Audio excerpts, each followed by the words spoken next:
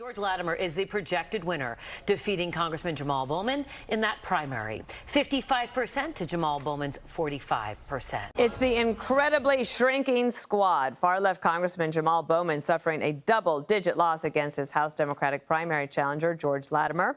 It's an alarming defeat for the group of far-left lawmakers, and Bowman, might not be the last squad member to go down. The scandal-plagued congressman had just held a last-minute campaign rally in the Bronx with liberal heavyweights like AOC and Bernie Sanders.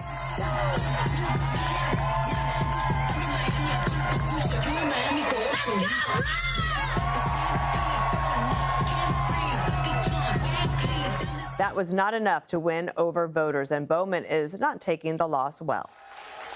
We should be outraged when, unfortunately, some so-called Democrats are aligning themselves with radical, racist, right-wing Republicans. We should be outraged about that. Yeah! And we have reporters with both. Last week, Bowman shouted, "We're going to show them who the F we are." We're going to show them who the F we are.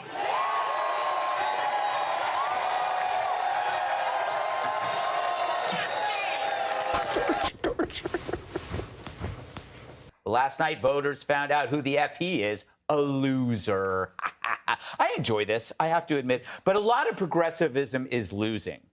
And there's a reason for this. If you look at the streets, the homelessness, the mental illness, people are sick of crime, illegal immigrants streaming into our cities, activists targeting kids with gender affirmation surgery. You have, thanks to Bowman, you have masked activists targeting Jews on subways and synagogues. So all of this is a package deal. I think that Democrats, primarily Jewish Democrats, have figured out that progressivism isn't just anti-Trump, it's anti-you, right? And maybe this is the beginning that Democrats are starting to see that this is not a good match. And they're coughing up these fascist furballs, pretending to be so-called reformers when they're actually making society far worse, much like Jesse. Well, didn't even hear what he said.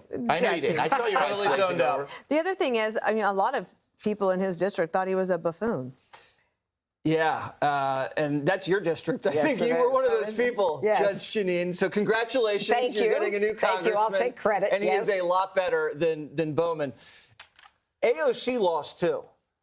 She put a lot of political capital into that rally. That was a humiliating rally. She's never going to live that down. The running, the jumping, the hip hop, not a good look for her, and it's going to cost her. And it's good to have radicals on both sides. We have our radicals. They have their radicals. Fun people on both sides. She would be a great sub. He would be a great sub for Joy Reid when she takes her mental health break. He's going to be on MSNBC tomorrow night. Chris. Yes. But it's not just radicalism that lost. Anti-Semitism lost. He wasn't just pro-Palestinian. He obviously did not like the Jewish people. And he's right. A lot of Jewish money poured into the race. But the Jewish money didn't brainwash people.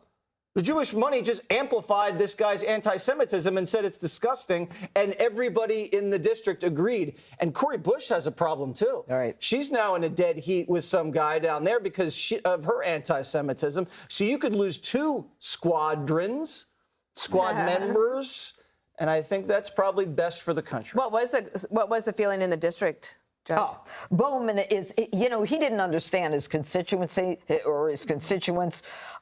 You've got in Westchester County, and it's a very small part of the Bronx, a very affluent suburban community. I ran in the whole of Westchester County whenever I ran for DA. It is, and judge, it is a Democrat county primarily.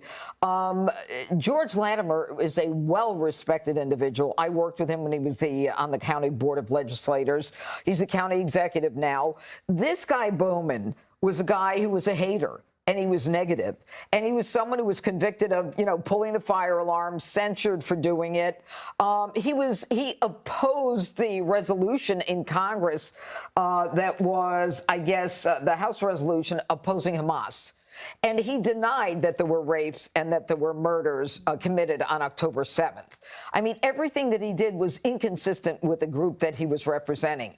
And I think along with who he is, He never called Latimer last night. Every politician concedes. He didn't concede. He's a classless individual. He tried to make it about class. It was about decency. It wasn't about class. And he can blame AIPAC, American Israel PAC, all he wants. But AIPAC didn't do what he did. AIPAC didn't support Hamas. AIPAC didn't try to destroy the Jewish people the way Bowman did.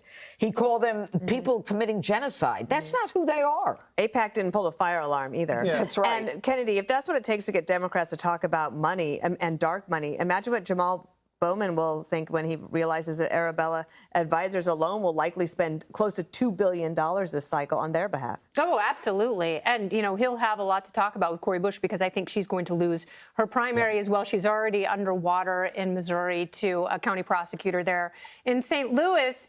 And it's because progressivism, you know, to borrow a phrase from Greg earlier, it is gaslighting. That's all it is. They create problems and then they blame you for them. You know, Gavin Newsom, he has built this aspect of his political career on creating massive problems for Californians, which is a one-party state, and then blaming Republicans for it. And progressivism is the very worst aspect of leftism, and it's very anti-freedom. We were sold that bill of goods during the George Floyd riots, which ushered in an entire new generation of ultra-left politicians who have destroyed the cities they were entrusted with. From Seattle, where they finally got rid of their progressive DA, Mike Schmidt, I'm glad he was voted out of office. They recalled Chesa Boudin in Northern California. They almost did with George Gascon, but just you wait. This is just the tip of the iceberg. This is the beginning of a reset toward freedom because progressivism, it is anti-freedom. It is very authoritarian.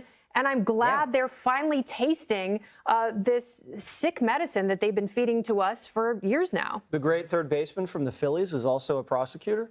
That's absolutely right. Oh, my God. That guy can do everything. Everything. Everything. Most bat over prosecutors 300. can. Yes, you're right, Judge.